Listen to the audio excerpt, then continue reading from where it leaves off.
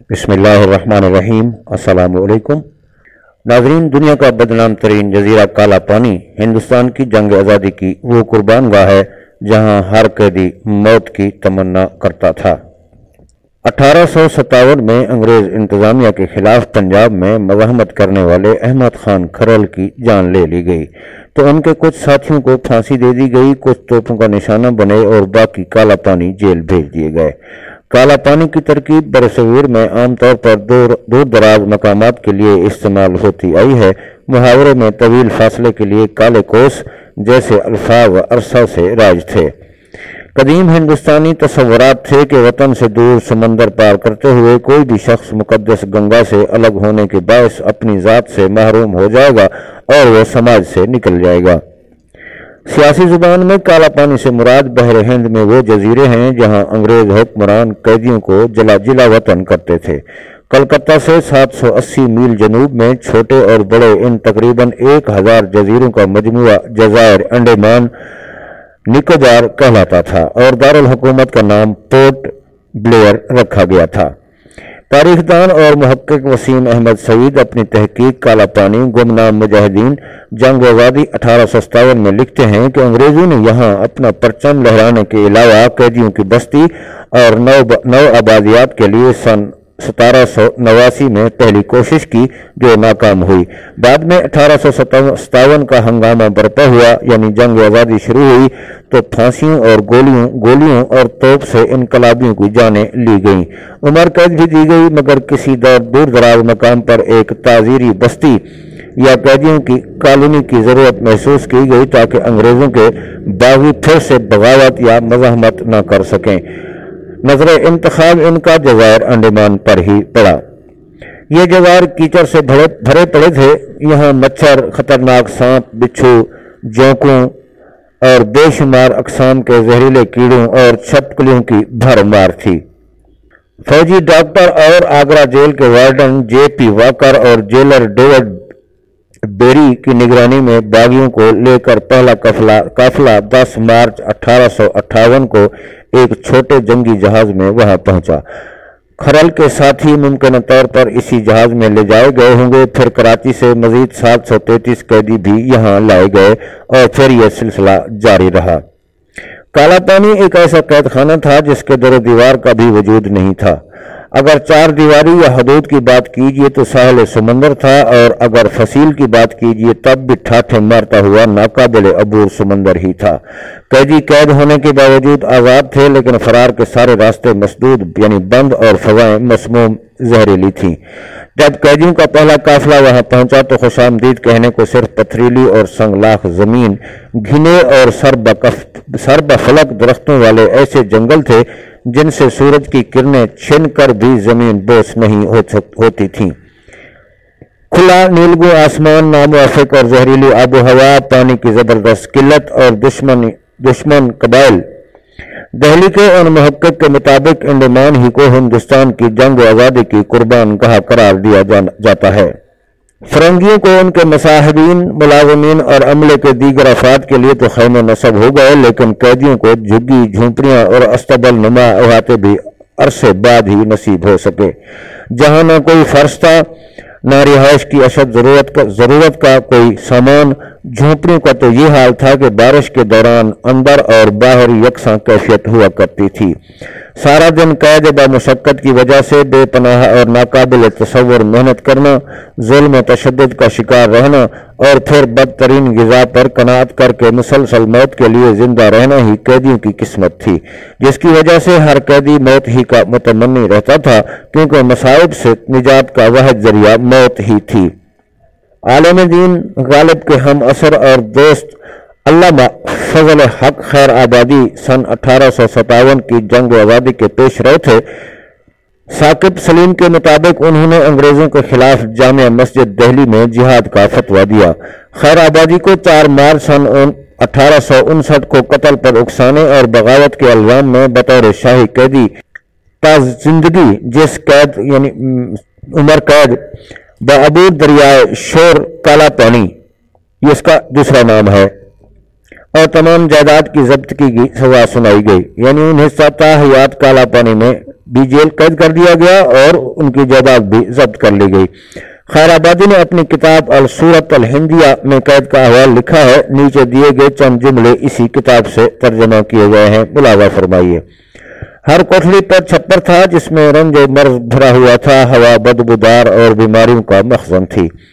بیماریاں بے شمار، خاموش وقوبہ، وہ مرض جس سے بدن کی کھال پھٹنے اور چھلنے لگتی ہے، عام تھی۔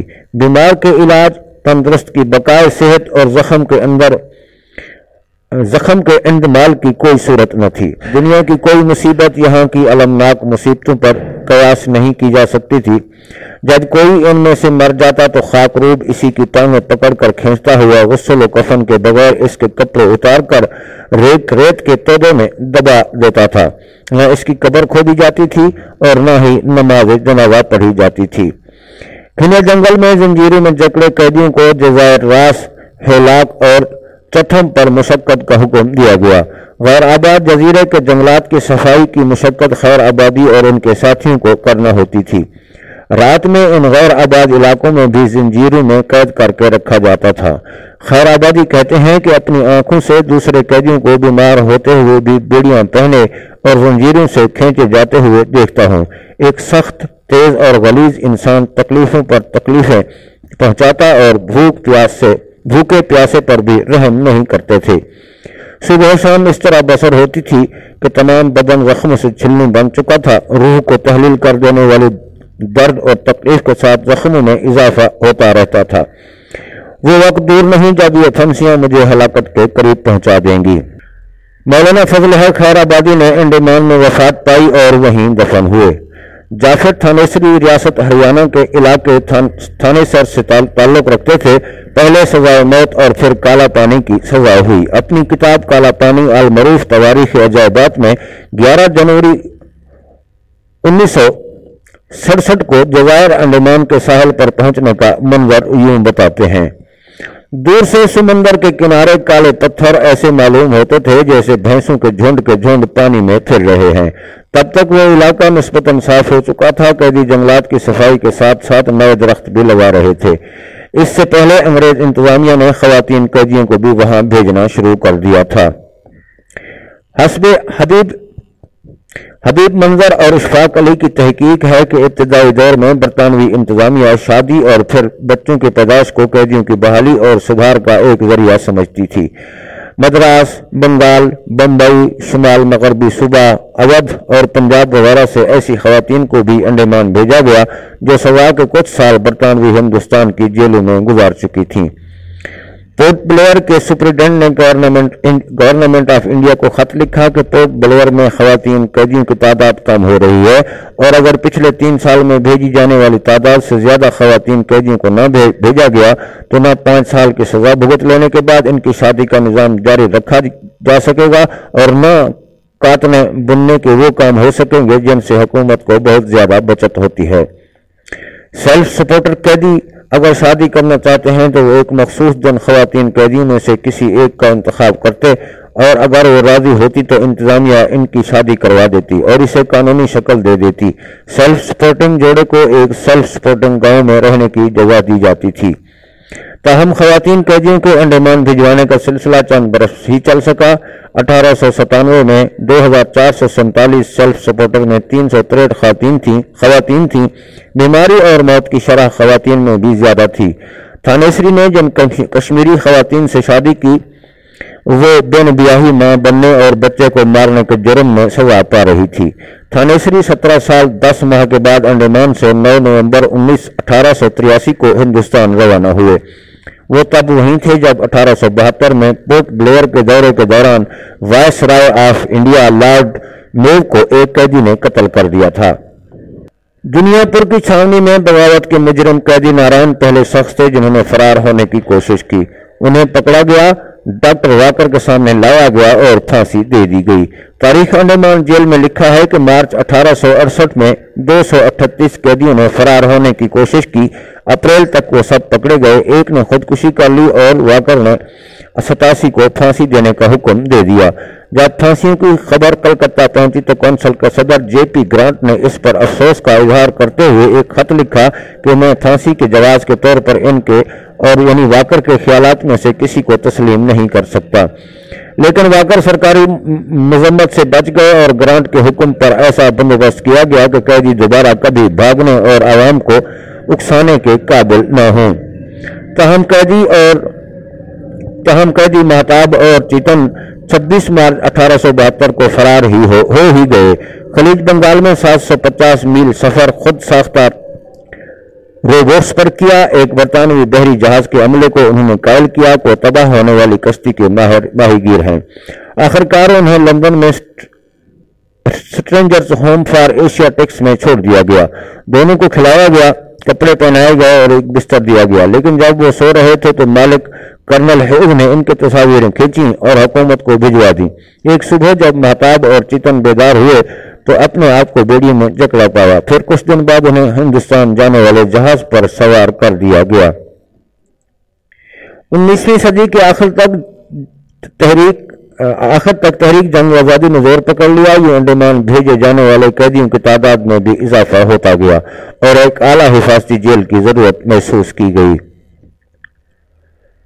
अगस्त 1889 से बरतानवी राज में home secretary Charles James Lyell को पोर्ट ब्लेयर में ताजीरी आबादी पर तहकीक का काम सौंपा गया।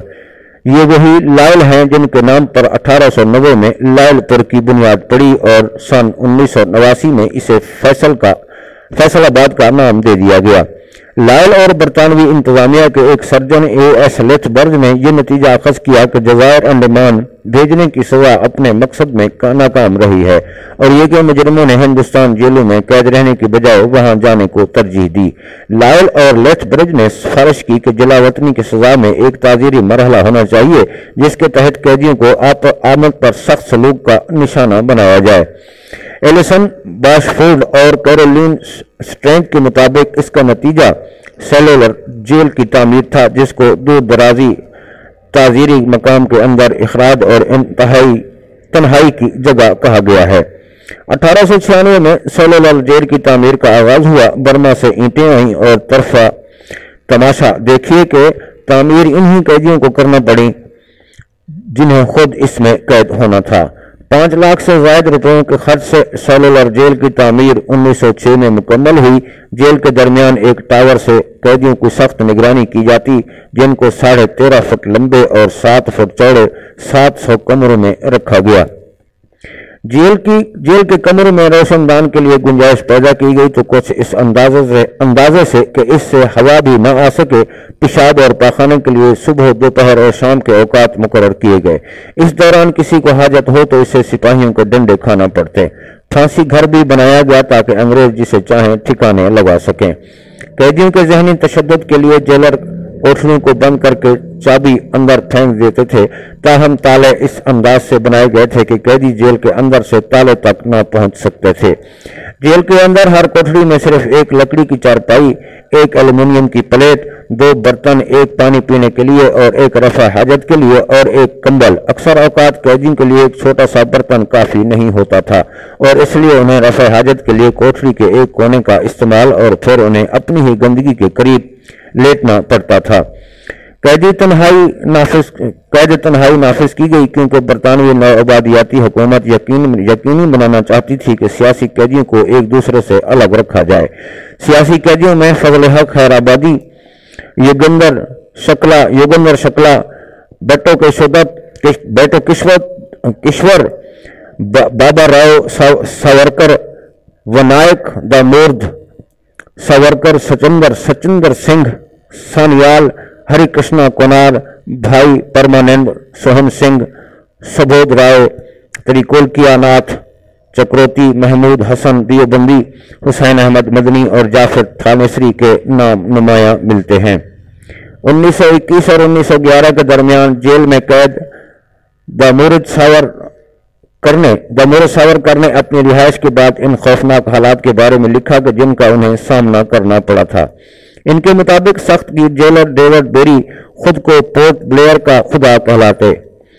सावरकर ने लिखा है कि जेल के दरवाजे बंद होते ही उन्हें लगा कि वो मौत के मुंह में दाखिल हो गए हैं। कैदी एक दूसरे से ऐसे अलग रखे जाते कि सावरकर को 3 बरस बाद पता चला कि इनके बड़े भाई भी इस जेल में कैद हैं। बरतानवी रोजनामे दी गार्डियन की सन 2001 में की गई तहकीक के मुताबिक बरतानवी राज ने हिंदुस्तानी मुखालिफिन और बगावत करने वालों को एक ऐसे तजर्बा के तहत एक दूर दराज नौआबादियाती जजीरे में भेजा जिसमें तशद्दुद, तिब्बी आजमाइशें, दवाओं की फार्मास्यूटिकल ट्रायल जिनमें बहुत से लोग बीमार हुए और जान से भी गए, जबरी मुशक्कत और बहुत से लोगों के लिए मौत शामिल थी। इस जेल में मुल्क के मुख्तलिफ हिस्सों से लाए गए कैदियों, जिनमें बाद में दीगर जराइम में सजा पाने वाले भी शामिल थे, को सख्त अजियतें दी जाती थीं। 1909 और 1931 के दरमियान इस जेल के जेलर डेविड बेरी को नए नए अंदाज में सजा देने का माहिर माना जाता था। डेविड बेरी का कहना था कि उनकी किस्मत में ये लिखा है कि वो अपनी मलका के दुश्मनों को बजाय फांसी देने या गोली मारने के तशद्दुद और शर्मनाक मवालिम ही से खत्म कर देंगे। इनमें चक्की पीसना, तेल निकालना, पत्थर तोड़ना, लकड़ी काटना, एक एक हफ्ते तक हथकड़ियों और बेड़ियों में खड़े रखना, तन्हाई, 4-4 दिन तक भूखे रखना वगैरह शामिल थे। तेल निकालने का काम और भी दर्दनाक था। अमूमन यहाँ सांस लेना बहुत दुश्वार होता था, जुबान सूख जाती थी, दिमाग सुन हो जाते थे, हाथों में छाले पड़ जाते थे। गुप्ता के बेटे के मुताबिक शदीद धूप में 6 घंटे की सख्त मेहनत के बाद गुप्ता के हाथ अपने ही खून में रंग गए। इनका जिस्म रेशे बनाने का दिन का कोटा पूरा करने के लिए नारियल कूटते कूटते थक जाता। इनका गला सूख कर कांटा हो जाता। सुस्त रवि पर भी भयानक सजाएं मुंतज़र थीं। इनके बैतुल खला के वक्फों पर भी सख्ती की जाती थी। किसी भी कैदी को रफ़ा हाजत के लिए गार्ड की इजाजत तक घंटों रुकना पड़ता। कैदियों से गुलामों की तरह काम लिया जाता। कुछ पागल हो जाते, दूसरे खुदकशी पर भी मजबूर हो जाते। कैदी अंधभूषण ने तेल निकालने के न थमने वाली मुशक्कत से तंग आकर फटे हुए कुर्ते के साथ खुद को फांसी पर लटका लिया। कैदी के चक्कियों के जिंदा जहन्नम में होते, लेकिन बेरी और दीगर बरतानवी एहलकार इस जजीरे पर पानी के पार खुशहाली में रहते थे। इनकी इंतजामी हेडक्वार्टर की दीगर इमारतों में इनका अपना टेनिस कोर्ट, एक बेकरी, एक स्विमिंग पूल और अफसान के लिए क्लब हाउस था। ऐसे ही मवालिम पर कैदियों ने बगावत कर दी। एक बार 1930 की दहाई के अवाल में इस जेल के कुछ कैदियों ने सख्त सलूक के खिलाफ एहतजाज के लिए भूख हड़ताल कर दी। 1933 में कैदियों की भूख हड़ताल ने जेल हुकाम की तवज्जो हासिल की। कैथी स्कॉट क्लार्क और एंड्रीन लेवी के मुताबिक हुकूमत हिंद के महकमा दाखिला के रिकॉर्ड में से उन्होंने सूबाई गवर्नरों और चीफ कमिश्नरों को दिए गए अहकामात में अंग्रेज इंतजामिया का रद्द अमल देखा। 1941 में एक जबरदस्त जलजिला आया। सुनामी जरूर पैदा हुआ होगा, मगर जानी और माली नुकसान आदाद शुमार दस्तयाब नहीं हैं। जापान ने मार्च 1942 में अंडमान के जजीरों पर कब्जा कर लिया। इस जेल में इसके बाद पकड़े गए बरतानिया के मुश्तबा हिंदुस्तानी हामियों और बाद में इंडियन इंडिपेंडेंस लीग के अरकान को कैद किया गया। इब्ने इकबाल सिंह लिखते हैं कि बहुत से लोगों को वहां तशद्दुद का निशाना बनाया गया और मार दिया गया। 30 जनवरी 1944 को जापानियों ने 14 मकामी कैदियों को इस जेल से निकाला और ट्रकों में भरकर हमफरेगंज के मकाम पर ले गए, जहां एक खंदक पहले ही खोदी जा चुकी थी। इन्हीं लोगों को अंग्रेजों के लिए जासूसी के शुबे में गोलियों से भूनकर इनकी लाशों को ठोकर मारकर इसी खंदक में फेंक दिया गया और ऊपर से मिट्टी और कूड़ा करकट डालकर खंदक को बंद कर दिया गया। खुराक की किल्लत बढ़ती गई, इसलिए जापानी ने बूढ़े और ऐसे कैदियों से निजात हासिल करने का फैसला किया जो काम करने के काबिल नहीं थे। 13 अगस्त 1945 को 300 हिंदुस्तानियों को 3 कश्तियों पर लाद कर एक गैर आबाद जजीरे पर ले जाया गया। जब कश्तियां साहिल समंदर से कई 100 गज दूर थीं तो इन कैदियों को समंदर में कूदने पर मजबूर किया गया। इनमें से तकरीबन 1/3 डूब गए और साहिल तक पहुंचे वो भूख से मर गए। जब बरतानवी इमदादी कारकुन 6 हफ्ते बाद पहुंचे तो सिर्फ 11 कैदी जिंदा थे। अगले दिन 800 कैदियों को एक गैर आबाद जजीरे पर ले जाया गया, जहां उन्हें साहिल पर छोड़ दिया गया। 19 जापानी फौजी साहिल पर आए और उनमें से हर एक को गोली मार दी या बोनट मार दिया। बाद में फौजी दस्ते तमाम लाशों को जलाने और दफनाने आए। 1945 में जापानियों ने متحدہ فوجیوں کے سامنے ہتھیار ڈال دیے اور جزائر دوبارہ انگریزوں کے قبضے میں آ گئے۔ اس بار مظلومین میں جاپانی بھی شامل تھے۔ دوسری جنگ عظیم کے خاتمے پر جاپان کا ہتھیار ڈالنے کے ایک ماہ بعد انگریزوں نے 7 اکتوبر 1945 کو یہ تعزیری بستی ختم کر دی اور قیدیوں کو ہندوستان کے مختلف مقامات کی جیلوں میں منتقل کر دیا گیا۔ ریکارڈ کے مطابق تقریباً 80,000 ہندوستانیوں کو 1860 سے سوا کے طور پر انڈیمان بھیجا گیا۔ آزادی پسندوں کی اکثریت بنگال، پنجاب اور مہاراشٹر سے تھی۔ وہ زیادہ تر ہندو، سکھ اور مسلمان تھے اور تمام ذاتوں اور برادریوں سے تھے۔ 1857 میں جنگ آزادی کی یاد میں انڈیا اور پاکستان میں 100 سالہ تقریبات ہوئیں۔ اس موقع پر مزاحمتی شاعر ساحل لدھوانی نے کہا تھا، برطانیہ کو جنگ آزادی کے قتل عام پر نہ صحیح لیکن کالے پانی کے مظالم پر برصغیر کے لوگوں سے ضرور معافی مانگنا چاہیے، جو کہ آج تک اس نے معافی نہیں مانگی۔ ناظرین، اللہ کا بہت کرم ہے کہ ہم اس دور میں پیدا ہوئے ہیں، کم از کم اس طرح کی سزائیں اب نہیں دی جاتی۔ اسی کے ساتھ ہی بزرگ فارغ کو اجازت دیجیے، اپنا خیال رکھیے گا۔ اللہ حافظ۔ افواج پاکستان زندہ باد، پاکستان پائندہ باد۔